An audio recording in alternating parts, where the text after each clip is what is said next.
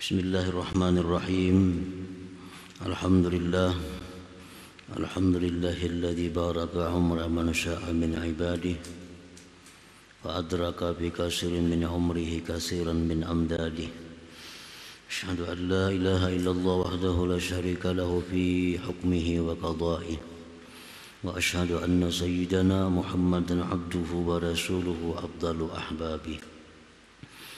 Allahumma salli wa sallim wa barik ala nuri akwanih Sayyidina Maulana Muhammadin miftahi babi rahmatih wa ala alihi wa ashabihi wa zurriyatihi wa atba'ihi, amma ba'd. Yang kita hormati, kita muliakan para habaib dan para ulama, para muhibbin, hadirin hadirat rahimakumullah. Puji syukur senantiasa kita haturkan kehadirat Allah Subhanahu wa ta'ala, yang mana pada malam hari ini kita kembali dikumpulkan oleh Allah Subhanahu wa ta'ala di majelis yang penuh berkah dan rahmat ini. Salawat dan salam atas junjungan kita Nabi besar Muhammad sallallahu alaihi wasallam dan seluruh keluarga, para sahabat, zurriyah dan pengikut beliau ila yaumil qiyamah. Para muhibbin rahimakumullah, al-hikmatul mutammimatul lisittin ba'dal mi'atis tsaniyah minal hikamil ata'iyah. Qala al-imam Ahmad ibnu Athaillah as-Sakandari rahimahullah wa nafa'ana bi'ulumihi wa asrarihi. Hikmah yang ke-260 dari Al-Hikamil Ata'iyah. Berkata Imam Ahmad ibnu Athaillah as-Sakandari rahimahullah wa nafa'ana bi ulumi. Man burika fi umrihi adraka bi yasirin minaz zaman min minanillahi ta'ala ma la yadkhulu tahta dawairil ibarah wa la talhaquhul isyarah. Barang siapa yang diberkahi pada umurnya, maka memperdapati dia pada sedikit daripada masa dari anugerah-anugerah Allah Ta'ala yang tidak masuk di bawah lingkungan ibarah dan tidak bisa menghubungi akan dia oleh isyarah. Nah, itulah terjemah dari hikmah yang ke-260 ini. Para muhibbin rahimakumullah, man barakallahu lahu bi umrihi bi an razaqallahu lahu al-fitnata ma yahmiluhu ala intihazil fursah khasyatal fawat fayubadiru ilal a'malil qalbiyyati wal badaniyah wastapraga fi dhalik majhudah adraka fi yasirin minaz zaman al-minanal ilahiyah wal ma'arif ar-rabbaniyah ma la yadkhulu tahtal ibarah. Barang siapa yang diberkahi Allah umurnya, nah, barang siapa yang diberkati oleh Allah umurnya,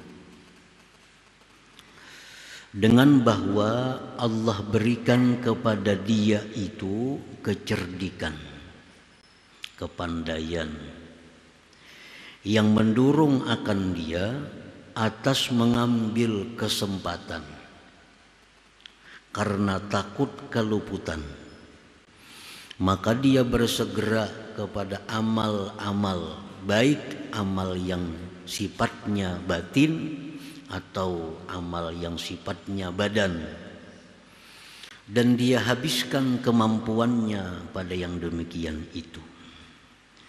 Memperdapatilah dia pada sedikit masa akan nikmat-nikmat Allah, anugerah-anugerah Allah, ma'rifat rabbaniyah, sesuatu yang tidak masuk di bawah isyarat, di bawah ibarat. Artinya maksud daripada itu kalimat-kalimat tadi adalah bahwa orang yang diberi Allah keberkahan umur, orang itu diberi Allah kecerdikan, kepandaian. Nah, dengan kepandaian itu dia bisa mengambil waktu yang dia gunakan untuk beribadah. Baik ibadahnya itu ibadah qalbi, ibadah batin, atau ibadah zahir. Nah, karena kepandaiannya menggunakan waktu, maka dia memperdapati dari masa yang sedikit akan keberkahan, akan anugerah, akan makrifat yang tidak bisa dibilang, disebutkan oleh suatu ibarat. Nah, para muhibbin rahimakumullah, setiap waktu, setiap keadaan itu ada tuntutan zikir di dalamnya. Nah, orang-orang yang cerdik di dalam hal ini, dia bisa menggunakan kesempatan itu dengan zikir yang dituntut pada waktu itu. Nah, dengan demikian maka zikir-zikirnya, ibadah-ibadah orang ini menjadi bernilai besar, menjadi berharga tinggi di sisi Allah Subhanahu wa ta'ala. Nah, semua zikir itu bagus, baik zikir bentuknya tahlil la ilaha illallah, atau zikir sifatnya qiraatul Quran, bagus. Baik zikir yang bentuknya salawat, itu bagus. Baik zikir yang bentuknya tasbih subhanallah, itu bagus. Tetapi ada waktu-waktu tertentu, keadaan-keadaan tertentu, di mana bila kita gunakan keadaan itu dengan zikir yang diperintah di waktu itu, maka menjadi sesuatu yang bernilai tinggi di sisi Allah Subhanahu wa ta'ala. Nah, para muhibbin rahimakumullah, kita ambil satu contoh misalnya. Di waktu kita hendak makan. Di waktu kita hendak makan itu, zikir yang paling bagus yang dituntut adalah mengucapkan basmalah. Nah, bismillahirrahmanirrahim. Ini zikir yang paling bagus. Lebih bagus daripada kita membaca la ilaha illallah 100 kali. Misalnya hendak makan, la ilaha illallah, la ilaha illallah 100 kali hanya makan. Lebih baik kita membaca bismillahirrahmanirrahim sekali makan. Kenapa sebabnya? Karena yang dituntut pada waktu itu adalah membaca basmalah, bukan la ilaha illallah. Walaupun la ilaha illallah bagus dibaca, tapi untuk saat itu zikir ini, basmalah ini yang paling berharga tinggi di sisi Allah Subhanahu wa ta'ala. Nah, seperti lagi habis makan. Habis makan, zikir yang dituntut kepada kita adalah alhamdulillah. Itulah paling afdal zikir. Lebih afdal dari zikir-zikir yang lainnya. Karena Nabi kita secara khusus untuk sesudah makan itu, alhamdulillahilladzi at'amani hadza wa razaqani min ghairi haulin minni wala quwwah. Nah, itu zikir. Nah, orang-orang yang diberkahi umur, dia diberi Allah kepandaian sehingga mengetahui mana zikir-zikir yang dituntut pada waktu keadaan tertentu. Nah, dia gunakan zikir itu sehingga amalan dia walaupun sedikit tetapi bernilai tinggi di sisi Allah Subhanahu wa ta'ala. Nah, para muhibbin rahimakumullah, orang hendak tidur, zikir yang dituntut di situ adalah zikir bismikallahumma ahya wa amut. Nah, contohnya itulah yang paling baik zikir. Itulah zikir yang paling bernilai tinggi di sisi Allah pada waktu kita hendak tidur itu. Bangun tidur, zikir yang dituntut di situ alhamdulillah alladzi ahyani ba'da ma amatani wa ilaihin nusyur. Nah, itulah yang paling tinggi nilainya. Nah, jadi kalau umur kita ini hendak jadi umur yang berkah, walaupun kita sedikit umur, sedikit amaliyah, tapi bernilai tinggi di sisi Allah Subhanahu wa taala. Caranya adalah memilah-milih mana zikir, mana ibadah yang sesuai dengan waktu dan keadaan, sebagaimana yang diajarkan, diperintahkan Rasulullah sallallahu alaihi wasallam. Para muhibbin rahimakumullah. Al-barakatu fil umur laisat bituliz zaman wa kasratil layali wan nahar. Berkah pada umur itu bukan dengan panjang masa, banyaknya malam dan siang. Orang yang umur berberkah itu bukan orang yang berumur banyak. Misalnya berumur 70 tahun, 90 tahun, itu bukan berkah. Bukan berkah. Wa innamal barakah fil umur an tashabahul inayah wal hidayatu wat taufiq wal qabul. Nah, berkah umur itu bahwa menyertai akan umur itu pertolongan Allah, hidayah Allah, taufik kemudahan beribadah dan diterimanya ibadah. Nah, itu orang yang umurnya berkah. Orang yang umur berkah itu orang yang diberi Allah umur disertai dengan pertolongannya, hidayahnya, taufiknya, diterima amalnya. Nah, itu yang dinamakan barakah umur. Dalam doa Allahumma barik lana fi a'marina, ya Allah berkahi kami pada umur kami, bukan panjangkan umur. Bukan panjangkan umur. Berkah umur itu bahwa umur kita disertai hidayah Allah, disertai taufik dari Allah Subhanahu wa ta'ala.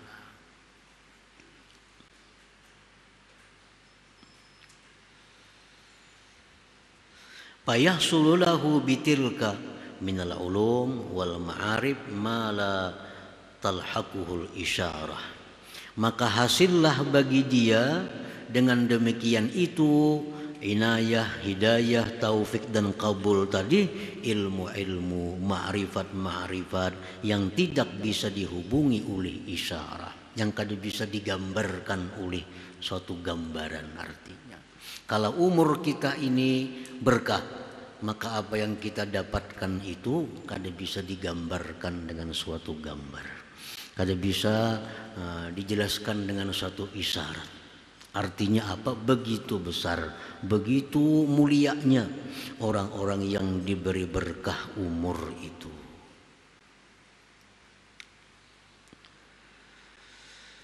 Fayartafi'u lahu fi syahrin masalan ma la yartafi'u li ghairihi fi alfi syahr.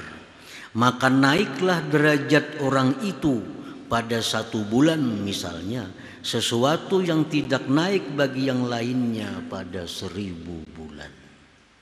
Nah, orang ini beramal 1000 bulan, 80 tahun lebih, tapi umurnya kada diberkahi.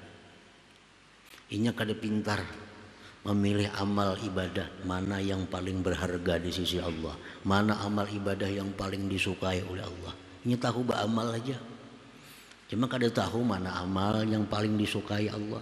Kan amal itu ada martabat-martabatnya.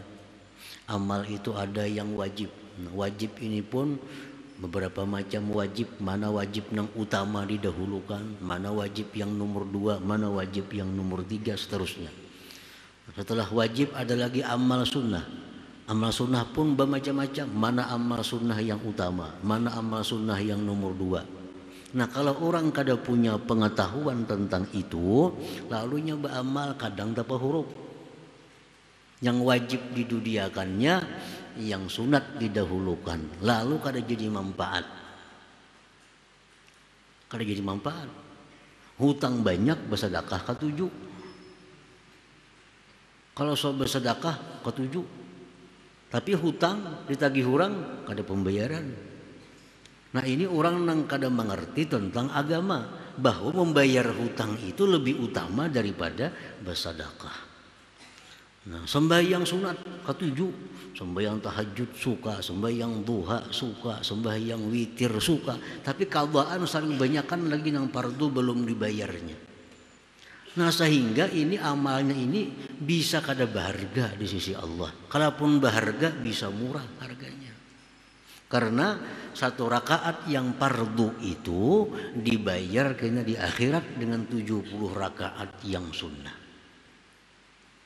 Serakaat nang fardu itu sama dengan 70 rakaat nang sunat. Kita misal ada sembahyang zuhur. Zuhur itu 4 rakaat.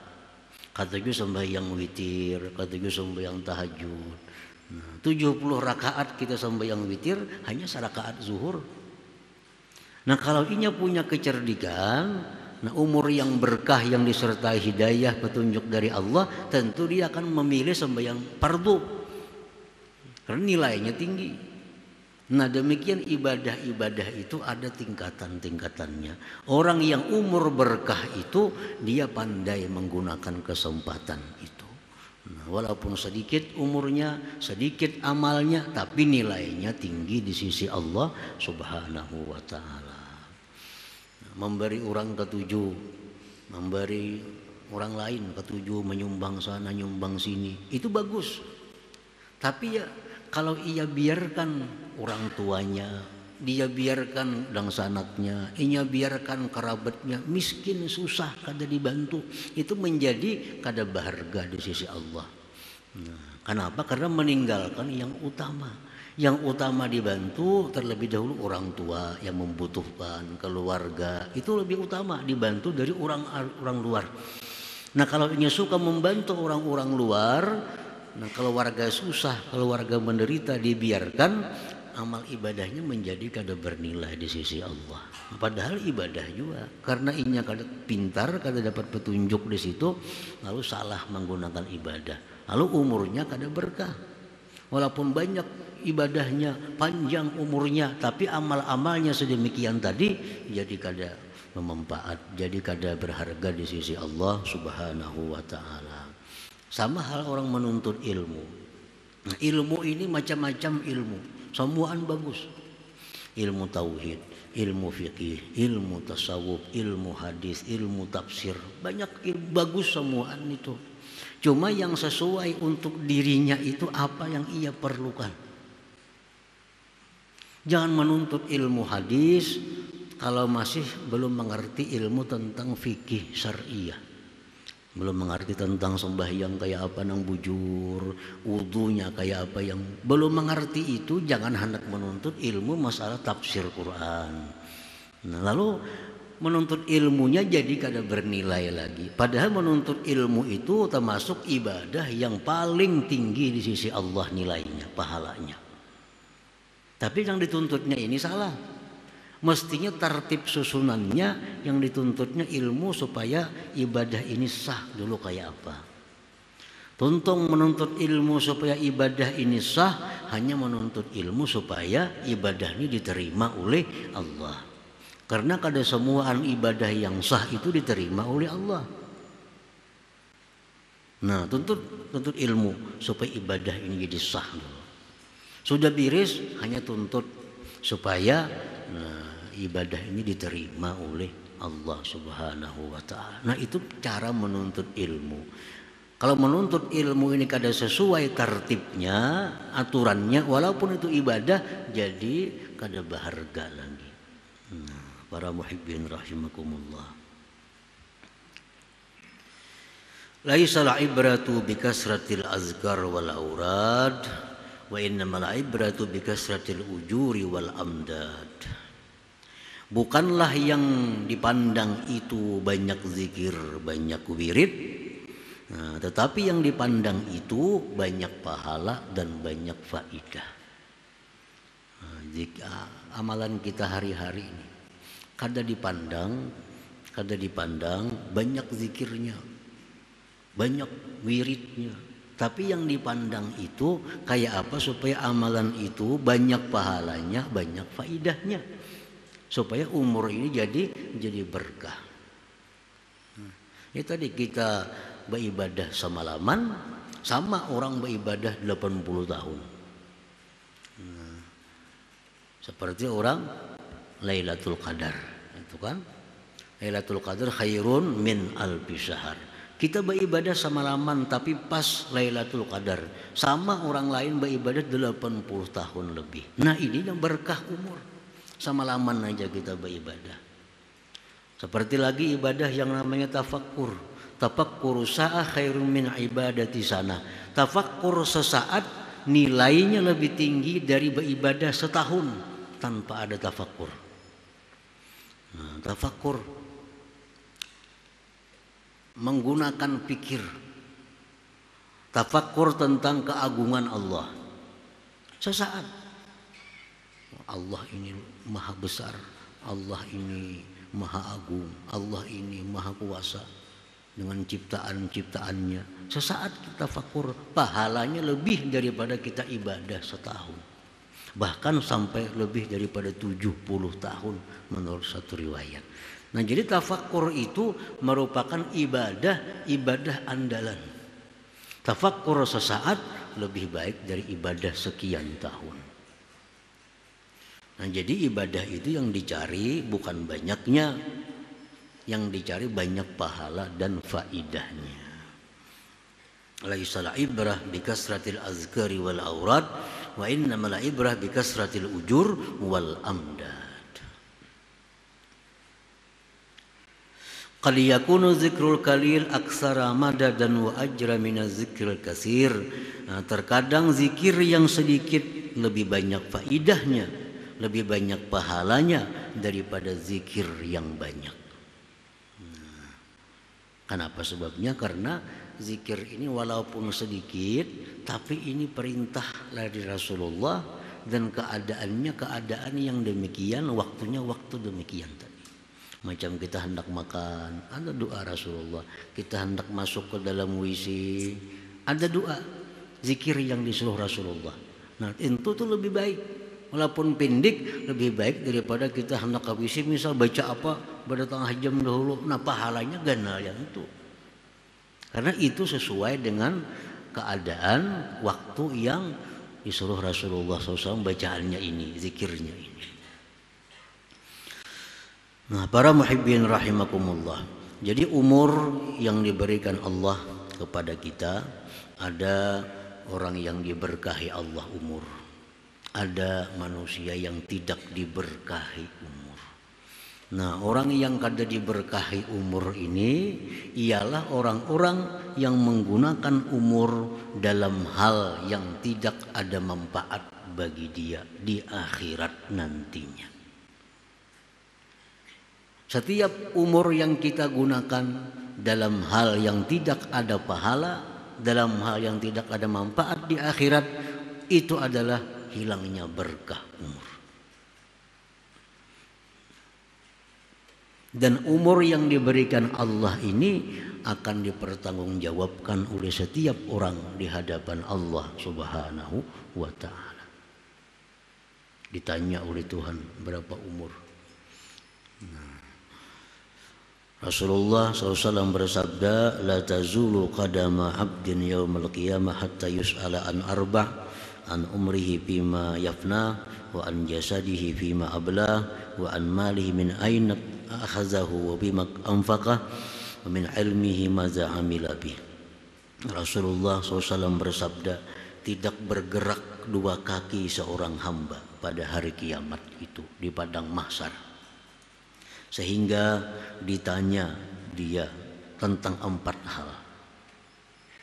Pertanyaan yang pertama ditanyakan kepada kita sebelum pertanyaan yang rinci-rincinya 4 pokok, 4 judul yang ditanya oleh Allah.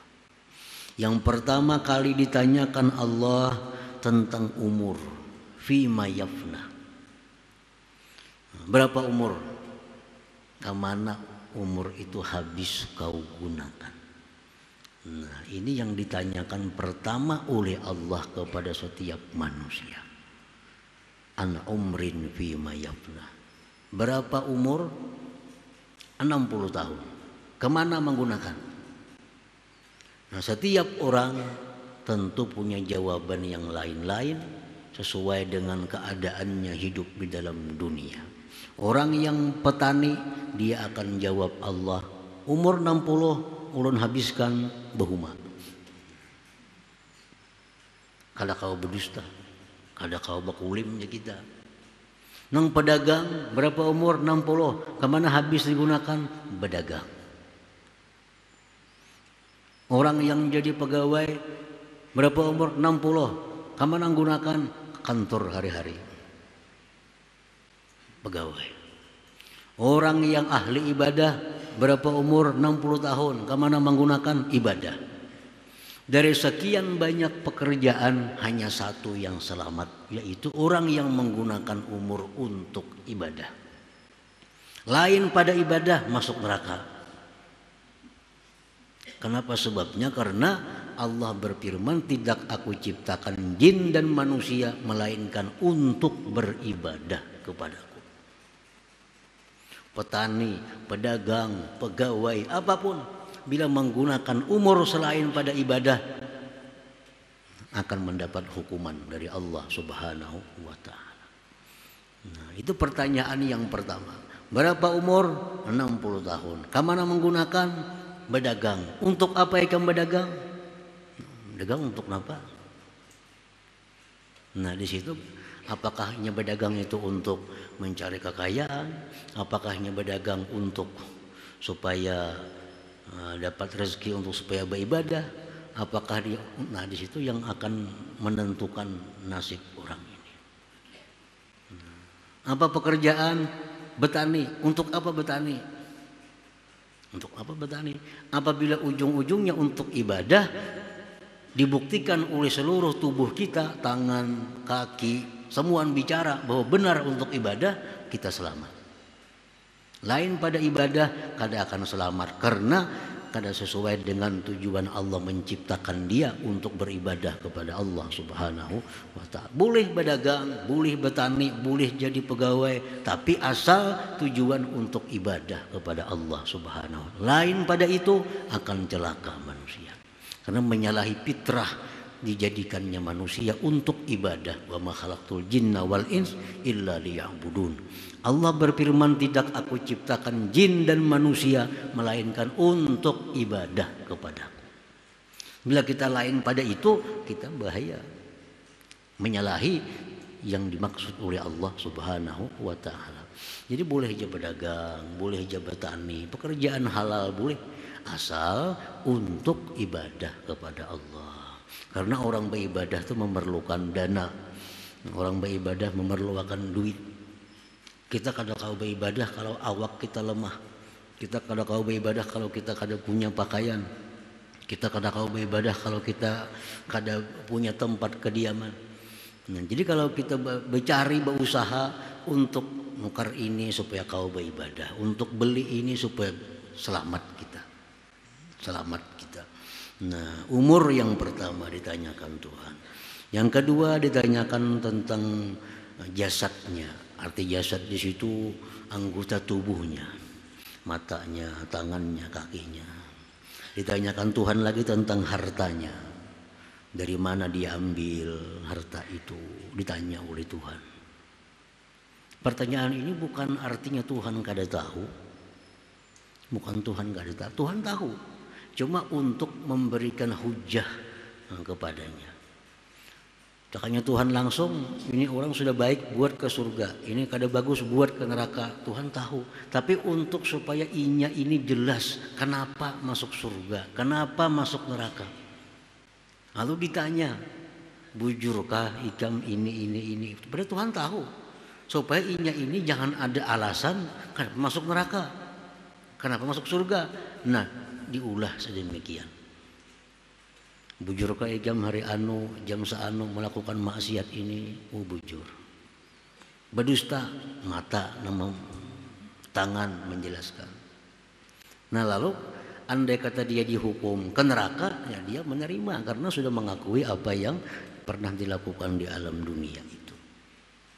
Nah kemudian ditanya tentang harta, dari mana mengambil harta, dan wafima anfaqah, kemana menggunakan harta itu. Apakah harta digunakan untuk maksiat, apakah harta digunakan untuk yang tidak bermanfaat, ditanya oleh Allah. Dan yang keempat ditanya tentang ilmu yang diberikan Allah kepadanya, seberapa dia amalkan ilmu yang diberikan Allah itu. Nah itu 4 pertanyaan pokok di akhirat. Pertama-tama ditanyakan Allah umur.